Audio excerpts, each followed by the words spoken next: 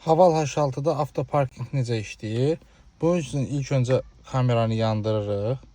Kamera yandırdıktan sonra burada parking işarəsini seçirik. Bunu seçdikdən sonra özü burada yazır ki, korobkanı D-yə qoyun.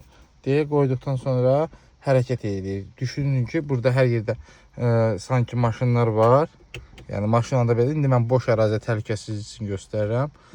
Hərəkət edirsiniz. Hərəkət etdikcə burada ekranda özü yeri tapır. Harada boş yer varsa, məsələn qabağa geçsiniz, qabaqda da tapacaqdır. Tapır və göstərir ki, bura bu şəkildə park edə bilərəm. Əgər bu şəkildə parkla razısınızsa, üstünə toxunursunuz. Sonra bunu basırsınız burada. Ondan sonra deyir ki, əlini burax, ayağını tormozdan çək. Heç nə etmirik. Özü başlayır parkovka etməyə. Hələ ki özü gedir. Ta ki bu radardan da görsəndiyi kimi özü gedir. Sonra D-yə verdi korobkanı. Əlimiz ayağımız toxunmur. Özü edir parkovkasını. Buradan da görsənir belə. Bu şəkildə gəldi. Yenidən özü tənzimləyir.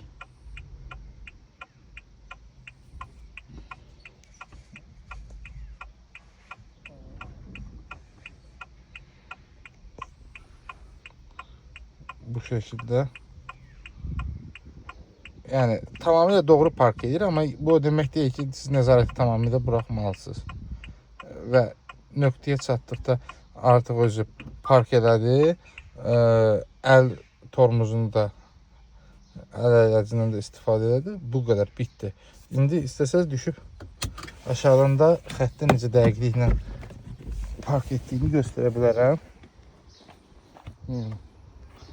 Bu şəkildə parkingi tamamlayır.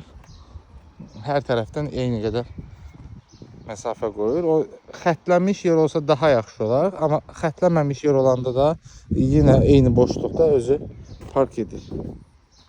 İzlədiyiniz üçün təşəkkür edirik. Bəyənib like etməyi unutmayın. Haval H6-ya aid nə sualınız varsa verə bilərsiniz.